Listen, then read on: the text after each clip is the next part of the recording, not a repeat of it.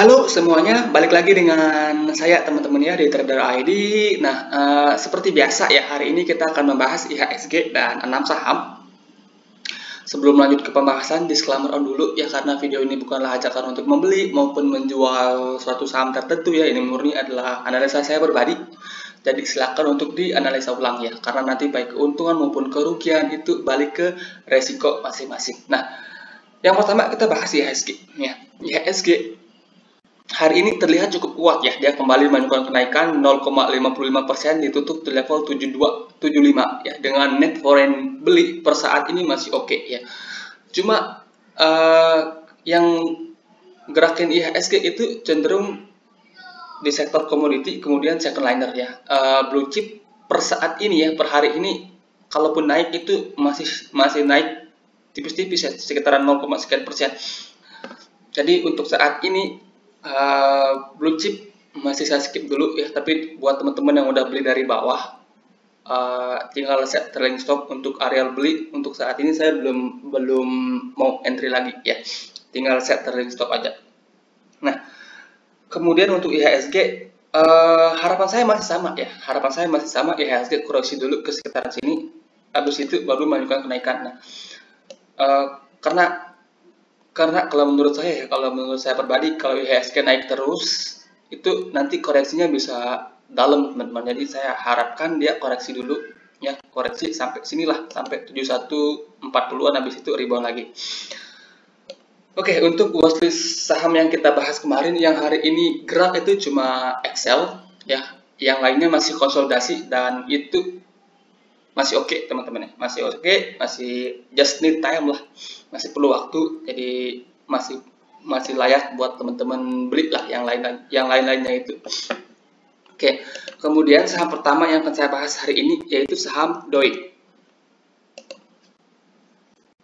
DOIT ini sering saya bahas di sini teman-teman ya. Kalau teman-teman ingat, DOIT ini sering saya bahas. Nah, terakhir kali saya bahas DOIT kalau nggak salah di candle ini ya, di candle ini waktu itu kita pakai time frame kecil. Nah, dimana waktu itu saya sarankan beli DOIT di sekitaran harga 550 sampai 560 pembelian pertama, kemudian pembelian keduanya di sini dengan stop loss di bawah 500. Nah, buat teman-teman yang udah beli di sini pembelian pertama, harusnya hari ini teman-teman kena trailing stop. Nah, buat teman-teman yang udah kena trailing stop, teman-teman bisa lakukan pembelian lagi di sini di 550 sampai 560, kemudian pembelian kedua di sini. Plannya masih sama teman-teman ya, dengan stop loss teman-teman bisa pasang di bawah 500 sebagai area stop loss. Menurut saya sendiri DOIT ini masih oke. Dia kalau kita ke time frame daily ya, dia koreksinya dengan volume kecil. Jadi masih ada ruang buat DOIT untuk melakukan kenaikan teman-teman ya. Jadi ini koreksi-koreksi yang wajar ya, teman-teman yang udah kena trailing stop bisa entry lagi di sekitaran 550 sampai 560. Pembelian pertama, pembelian kedua di sini di 515 sampai 525 dengan stop loss teman-teman bisa pasang di bawah 500. Oke.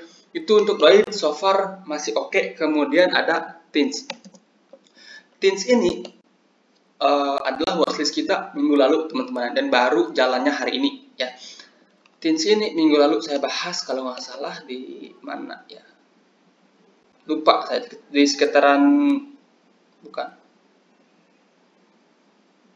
sini kalau nggak salah ya, di sekitaran sini. Waktu itu saya sarankan beli TINS tipis-tipis ya sampai sini. Ini aja belum kesentuh teman-teman ya.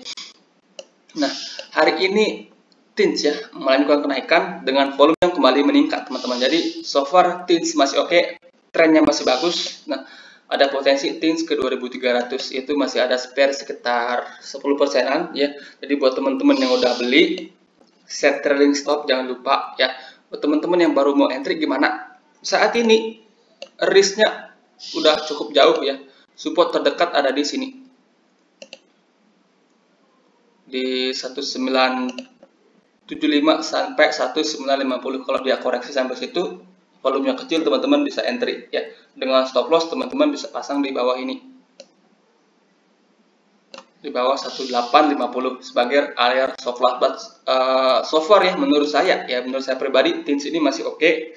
Dimana teman-temannya udah pada naik kenceng, TINS ini bisa dibilang yang paling slow ya gerakannya, dimana Inco sendiri udah hampirnya itu 8.500 ya.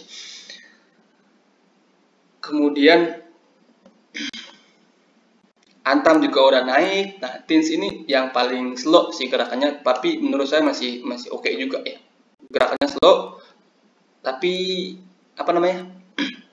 Naik ya. Gerakannya slow tapi tetap naik teman-teman ya. Jadi so far Teens masih oke, masih layak buat di hold menuju target terdekat di 2.300 sekaligus nutup gap di sini ya. Oke, itu untuk Teens. Kemudian ada MPMX.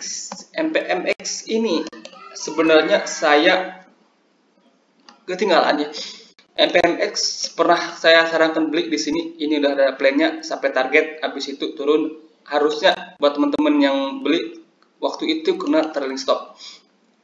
Nah, and then dia kan turun di sini ya. Dia kan turun, ada berita kalau MPMX ini menjual saham treasury-nya ya. Turun. Habis itu 2 hari terakhir dia naik dengan volume yang kembali meningkat signifikan ya. Kembali meningkat signifikan. Hari ini dia break high-nya juga ya. MPMX masih panjang ya menurut saya, 1400 harusnya bisa lewat sih. Harusnya ya. Nah, buat teman-teman yang mungkin udah beli, set trailing stop aja. Buat teman-teman yang baru mau entry, tunggu dia koreksi sampai sini.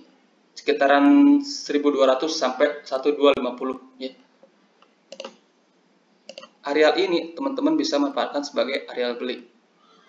Oke, kalau dia turun sampai sini, volumenya kecil, beli ya. Stop lossnya teman-teman bisa pasang di bawah 1200 ya. Kalau dia langsung naik ya udah cari saham lain aja. Ya, kalaupun teman-teman mau beli harga sekarang, ingat money management diatur. Belinya sedikit aja, nyicil aja teman-teman ya. Nyicil aja ya. Kalau teman-teman beli di harga sekarang dengan dana gede, kemudian dia turun sampai sini, teman-teman pasti udah panik ya. Jadi kalau mau beli di harga sekarang, mau ikut-ikutan, nitip senang aja lah istilahnya ya. Kalau dia turun sampai sini, baru teman-teman bisa add lagi ya. Kalau volumenya kecil, kalau volumenya gede ya udah ya. So far MPMX ini menarik ya. MPMX menarik, masih ada ruang kenaikan yang cukup jauh kalau menurut saya pribadi. Kemudian yang hari ini pergerakan yang cukup oke juga ada Aldo ya. Nah, Aldo ini sudah lama nggak saya bahas ya. Terakhir kali saya bahas kalau nggak salah di sekitaran sini. Waktu itu saya pasang target penurunan sampai sini dan sebenarnya kecapai. Nah, hari ini ada volume yang gede lagi di Aldo. Dia naik 3% lebih, ditutup di level 1065 ya. Kalau kita lihat trennya sendiri ya, Aldo ini sebenarnya trennya masih naik. Kemudian per hari ini dia ada break pattern ascending triangle ya. Nah, dia ada break pattern ascending triangle dengan target kenaikan Aldo maybe bisa ke sini. Nah, sekitaran 1250 teman-teman ya. Nah, Aldo ini so far oke. Teman-teman bisa beli dari harga sekarang dengan stop loss teman-teman bisa pasang di bawah 960. Close under itu teman-teman harus consider untuk out. Nah, dan kalau kita ke time frame yang lebih kecil ya, ke time frame 1 jam atau 15 menit. Aldo hari ini dia break pattern bagus juga ya. Di sini teman-teman bisa perhatikan.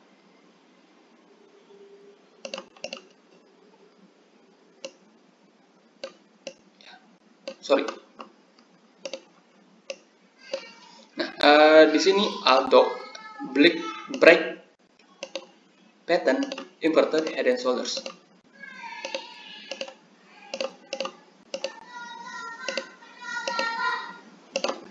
Dengan target terdekat Aldo ke sekitaran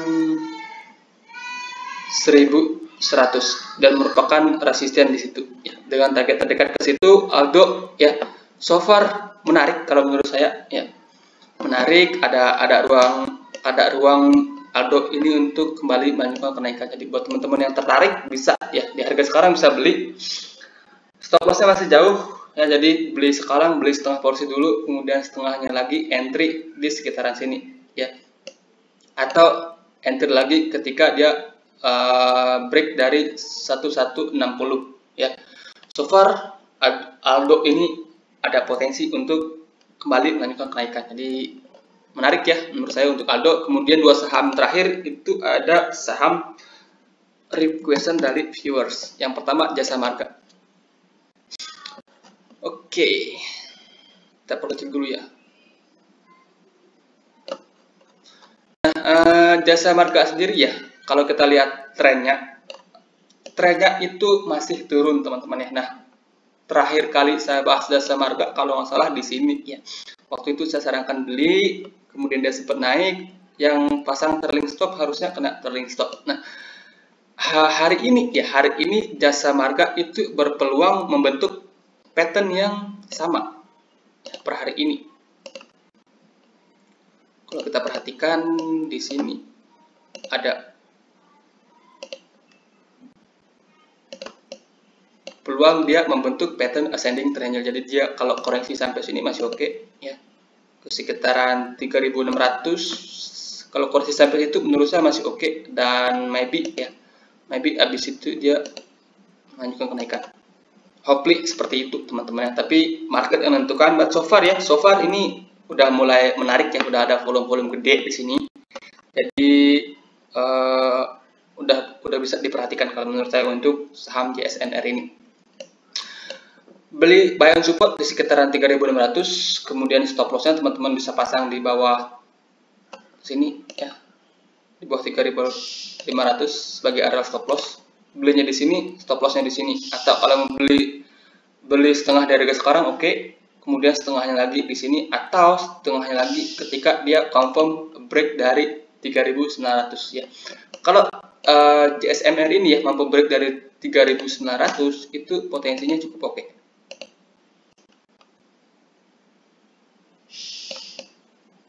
Bisa kembali menyentuh resisten ini di sekitar 4.500 ya. Jadi so far menurut saya ya JSMR ini cukup menarik buat diperhatikan ya. Perhatikan areal ini ya, 3.600 sampai 3.500. Kalau itu dijebol, better out dulu sih menurut saya untuk JSMR. Kalau itu masih dipertahankan ya, JSMR masih ada peluang untuk melanjutkan kenaikan.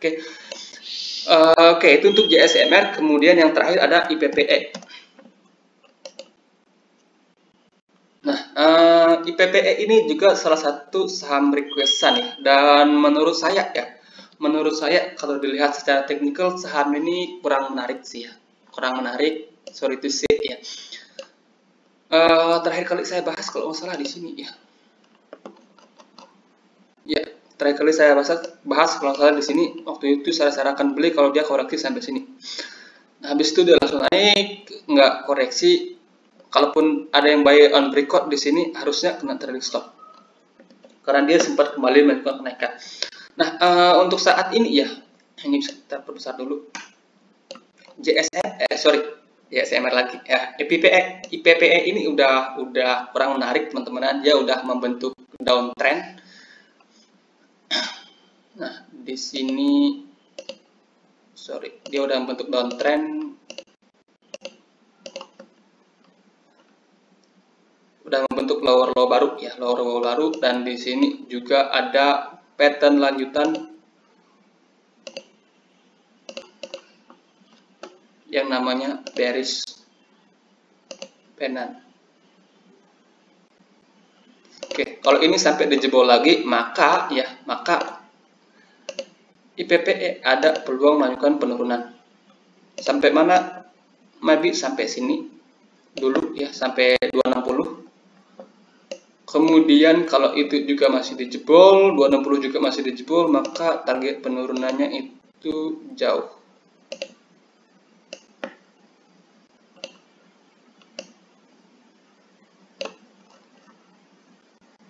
Hopefully nggak sampai sini sih ya. Nah, mudah-mudahan sih nggak sampai sini ya. Jadi so far kalau dilihat secara teknikal ya, secara teknikal menurut saya IPPE kurang menarik ya. Pertama volume buangan di sini gede-gede, kemudian habis itu di sini juga ada pattern lanjutan dan potensinya masih akan turun dulu. Nah, buat teman-teman yang udah beli ya masih nyangkut ya, kembali ke plan awal teman-teman. Nah, ingat pesan saya, sebelum teman-teman pencet beli, susun dulu planmu, susun dulu rencanamu ya.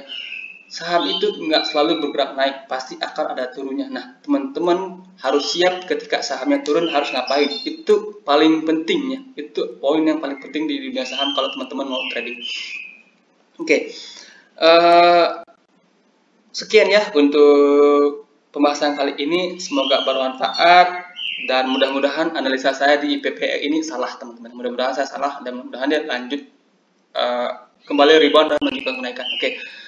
Sekian pembahasan kita hari ini, semoga bermanfaat. Selamat malam, selamat apalagi ya, selamat cuan ya. Terima kasih.